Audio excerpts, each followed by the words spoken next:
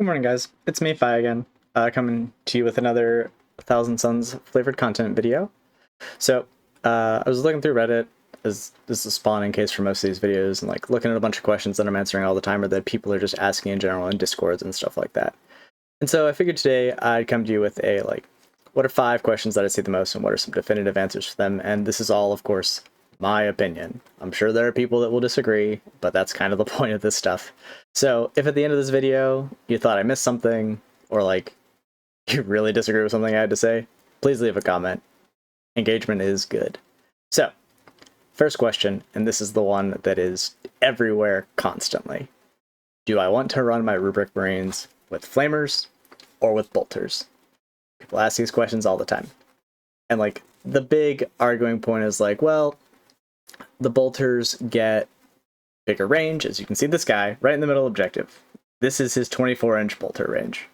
Damn, son. That's the whole map. That's pretty good. And then you think okay, standard GW terrain layout. There's all these buildings everywhere. There's ruins. He can't really see where his full range is. And so he gets these 2 shots at further range, and he benefits from the keywords from the sorcerers like lethal hits and sustained hits. So that's nice. He is buffed like that.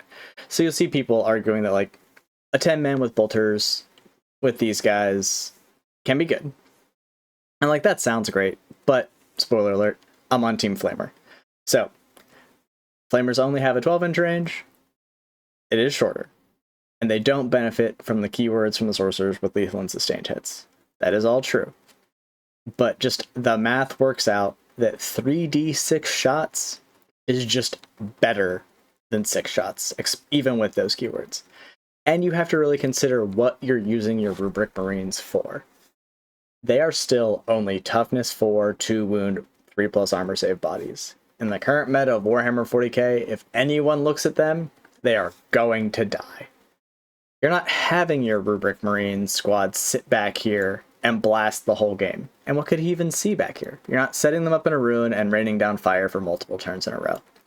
As soon as your bolter squad walks its happy ass out into the field so it can see something to shoot, it's going to get clapped back the next turn and it's going to die. Even a 10-man, if you're dedicating specific shooting to it, is going to go away. T4 just is not it right now. So, how you're using your rubrics, if you're using them effectively, is they're hiding until the enemy puts something on an objective. Then you are coming out and wiping it off the face of the earth. And a Rubric Marine squad with some buffs rolling, with the right psyker support, does some hurt. They will pick bodies up. And the 3d6 flamer shots are a huge part of that. So when you consider the tactics along with how the game is set right now and what's really going on, I think Flamers are the best bet. And 9 times out of 10. Of course, if you're running a specific list and you're counting on the stratagem to make your bolter psychic and popping out of a rhino, you can still do some damage with it.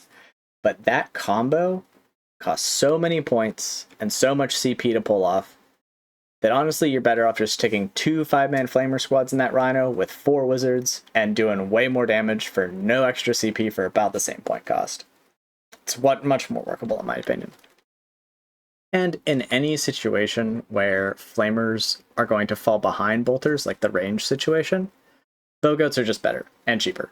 So anytime you think, I need my bolter marines to do this thing, change them to flamers and bring in some bowgoats to do the job you were trying to do with the bolter rubrics.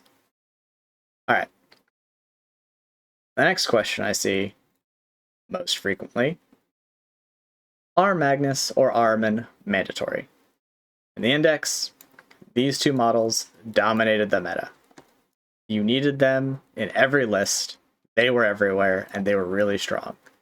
It was due to a combination of they buffed their squads really well, and they gave you a bunch of cheap Cabal points, and they hit like trucks, or at least Magnus did. And some of those things are still true. Both of them are still really good at casting our spells. Slightly worse after the update. They no longer benefit from stacking Mutolith, Vortex, Beast, or buffs. But Magnus still gets to cast more, and he still casts better, and so does Armen. Not as well, obviously. The downside of Magnus now is that he can kill himself, and doing mortal wounds to your 400+ point model that's supposed to be tanky, that always sucks. So Are they meta? Magnus is definitely meta. Armen, 50-50. If you're leaning into infiltration tricks, he can still be really good, but you're bringing him in a very specific list with very specific loadouts and doing a very specific thing for him. So, in my opinion, while both of these models are good if you're bringing them for the right reason, they are no longer auto-include, which is great. That frees up so many points on our list if you don't own or don't want to bring Magnus the Red and Armen. Between the two, I think Magnus is more auto-include than Armen is. Like, I honestly don't bring Armen in any list unless I'm running Rubric Phalanx and doing some infiltration tricks, because it's really cool to be able to plop down 10 Terminators in the middle of the field. Your opponent deploys to counter them, and then you just go, actually, Armen says they're not there. Haha. Really fun, really frustrating for them. And they have to, like, it's a mind game, which is very Tzeentchian, and it's very much in our army's flavor. So yeah, still good, not auto-include. Great place to be for these two guys. Oop, they can come off. Okay, next question I see is, how the F do I deal with tanks as Thousand Suns? Woof.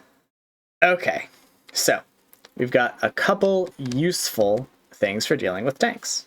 And here's my lineup in general right here. Now, Magnus the Red, still really good at killing tanks. Especially in Coven, especially if you spend 2 CP to give him full wound rerolls and you're running like the +1 strength turn or the dev wound turn or his just dev wounds natively and his melee. Magnus is really, really, really good at killing tanks. Could he be better? Of course he could. With the +1 wound stuff running, he's going to do some hurt into almost any profile in the game.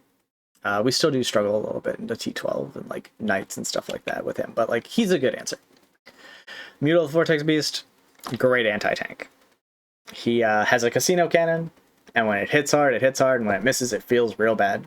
I'm usually not a fan of one shot to do potentially 12 wound guns, but in an army where our choices are limited, the Mutal Vortex Beast stands out, and he's just good at so many other things. Like, I wouldn't bring him just for anti-tank, but he's providing us so much other stuff that it's nice that he can also do anti-tank. Very flexible. If you're bringing him for anti-tank and you're shooting your one-shot casino cannon, you're gonna want to be really trying really, really hard to like get the hit reroll spell out on whatever he's gonna shoot if you really need to bring it down.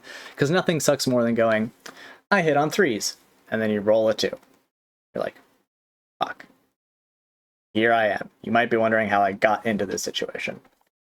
So, rough. I bring 2 of these guys in every list.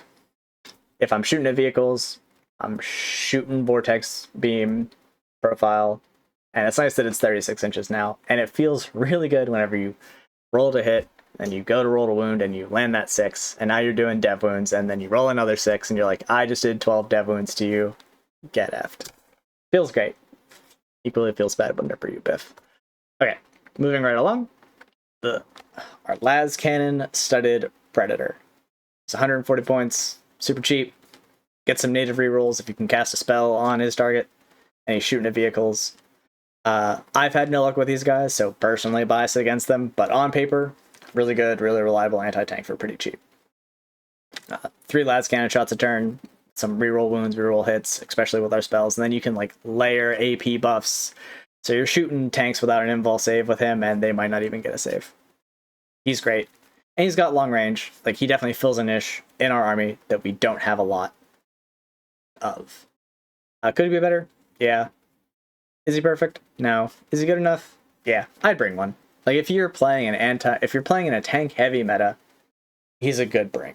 And he's cheap. That brings us to our good old boy, the Forge Friend. So, he is hugely swingy into vehicles. I've seen him take down a Doomsday Arc at 1 activation. I've seen him do 0 wounds. The 3d3 shots with a full Ectoplasm Cannon loadout can do some work. You want to be shooting him at Terminators, you really do. But if you need to put down a Rhino and you've got nothing else, or you need to like pick up some lightly armored tanks, I wouldn't be shooting him into T11 stuff. But T9, unless you have something better to shoot at, he's doing good. And if like the enemy has got a Gladiator Lancer out there, you sling some ectoplasm cannons into him, you take off some wounds, and now that big centerpiece model of theirs that's their anti-tank and their big hitter is -1 to hit. It can be nice, it can keep you alive. So he's sort of like an honorable mention. And then, moving on to the last little model I've got lined up here. Winged Demon Prince, or the Foot Demon Prince. Both of them count for this. Especially if you're in Coven, this guy can do surprisingly well into vehicles. So, his Psychic Shooting, it's only Strength 4 natively, it's damage 2. But you can make it +1 to wound, and you can make it dev wound, and it's got sustained hits. It can do a surprising amount of work whenever the enemy's not expecting it, especially if their vehicle is a character, which does happen. But that's not really what I want to talk to him about. This is just sort of like icing on the cake. You want to be shooting that gun at infantry. You run this dude in, you swing at a vehicle in melee. Strength 9, +1 to wound, with your dev wound turn. Or not dev wound turn, with your +1 to wound turn in Coven. Or in any detachment, it's still going to do okay. You are going to do some work, and you're damage 3 or damage 4. It's not bad. So basically, like, in a army list that is full of anti-vehicle choices, I wouldn't even consider him. But we do struggle a little bit in this niche. He is an option. It's not what you want to use him for, but it is a thing you can use him for if you have to. And then we've got 2 honorable mentions here. At Doombolt, hey man, it's hard to knock D3+3 or D3 mortal wounds into a toughness 12 model that's normally really hard to hit. Like a free couple wounds, always great. And they've scattered grenade, the keyword, throughout our list in the update for the codex. Don't forget that you have grenades. Like, and don't forget that you need to use them before you shoot with that unit. So you gotta have a little bit of foresight. Don't forget grenades exist. So that's kind of our options for anti-tank right now as a faction. And there's other stuff out there, of course there is. You can bring Lascan, you can bring a Land Raider, I guess. No. You can bring a Defiler and punch a thing, there's Hellbrutes, like there's other stuff, but out of the meta units that are currently being taken, these are your options, these are the good options. There's other stuff, of course. So, next topic. Which detachment do I want to run? Woof. So, that's gonna really depend on the models you own, obviously. Unless you're playing in Tabletop Simulator, where you can have every model. Yay! Okay, so. I'm gonna run through all of them real quick. I don't want to turn this into a fucking tier list video. Sorry. In my opinion, right off the rip, the best detachment that we've got right now is Coven. Grand Coven. It's our index detachment. It leans the best into our good units. It buffs our magic, which is why you're playing Thousand Suns. It's got good enhancements. It's got some teleport stuff. It's got vortex. Like, you can give your psychic guns ranged, +1 to wound, or dev wounds for 1 turn. So it is a downgrade over the index, but it is still good. It's got good stratagems. If you're bringing Magnus, you're bringing him in Grand Coven because you can blank a damage. That blanking a damage is also great on a Demon Prince, or I need to keep this Sorcerer alive. We've got, and we can give the detachment roll to 1 unit for a CP. We can reroll a failed spell for a CP. We can sticky an objective. Like, there's a lot of good stuff in this detachment. It works really well, and it works really well with the units that are good. Downside, you're just playing the index again. Womp womp. So in my opinion, that's the best one. Honorable mentions, Rubric Phalanx. It's a fun defensive detachment. It's got some really good stratagems in it. Fall back and shoot. Put in guns, or fall back and charge, and shoot. Nice. Great on Terminators. It's got some other stuff like take less damage when you get shot, take less damage in melee, but those are specific to 1 unit, and that can kind of be a downer. It's a good defensive stratagem. If you want to run a whole bunch of Rubrics or a bunch of Terminators, it is good, but unfortunately what's holding it back is that its detachment rule is you get +1 to your armor save against damage 1 weapons. And like, cool, if you run into an army that's got a bunch of damage 1 stuff, like a mirror, awesome. But man, most of the stuff we're worried about is not damage fucking 1. There's so much damage 2, damage 3, damage a billion out there, and most armies are leaning into the meta of, I don't care if I live, I need to do more damage. So it's not bad, it's not great for those reasons. And then the other like honorable mention detachment that people were running until last week was the Oops All fucking Zangors detachment, our good old friend the Warp Meld Pact. It was really interesting. I was really excited about it. It was a new way to play Thousand Suns that wasn't just the index, which was great. You bring a bunch of Zangors, bring a bunch of Vortex Beasts, a bunch of goats with bows. It was a lot of fun. And your opponent was always like, why do you have 120 goats on foot? Like, what? Oh, they teleport? Oh no. And then your mutalisks run the back, -1 wound whenever they got shot, +1 to the wound whenever they shot for some mortal wounds that you could hopefully blank with Feel No Pains. It was great. And then the balanced data slate happened, and none of those rules going to affect the Mutal Vortex Beast anymore. Kind of shot the detachment directly in the foot. It's still something you can play if you want to play the OC game, the move block game, like play a more like non-traditional I just want to kill stuff game of 40k. But this detachment just took a huge hit whenever they nerfed the Mutalith Vortex Beasts in this detachment. So that sucks. And unfortunately, for people who were enjoying Warp Meld Pact, I think that was the only option to balance the Mutalith Vortex Beasts in this detachment without nuking them for the rest of the faction. So you guys kind of caught it for the rest of us there. Thank you for your service. So, last topic, number 5. Are we good? Well, if you peruse the internet and you're looking at a whole bunch of tournament results and all that sort of stuff, yeah, we're in a really good spot. We're up there in win rate, above 50. We suffer a little bit in casual play, where like if you're new to the army, it can be tough to pilot. Like it is a high skill ceiling army. It is really easy to mess up your spells, mess up your timings, and then you get punished. If you over expect your Rubric Marines to live, because you're like, oh, they're a Space Marine, they can live. No, they can't. You get punished really easily. But on more competitive tables with higher end players, the army is doing very well right now. All those top end players are basically running Coven by and large, not really running much else, which is not always a good sign for internal balance. Like the other stuff could use some work, but the army is good. It's fun to play, and we're not shackled by Cabal points anymore. So while the Codex might have some issues, I'm still overall really happy with it. I think we're in a really good spot, and I'm hoping we get out of the next balanced data slate without seeing huge point hikes. Because if we get a bunch of point hikes, we're just going to be back to where we were before, where we're running no bodies, and we fall apart immediately if somebody gets shot to death. Right now, we can play the trading game, we can do some move blocking, we can bring some Zangors, stuff like that. Like, there's a lot of cool stuff you can do with your list, and there's a lot of varieties inside the list that you can bring. So, that's it for me today. Not a super long video, but I wanted to get something out there, because I've been slacking.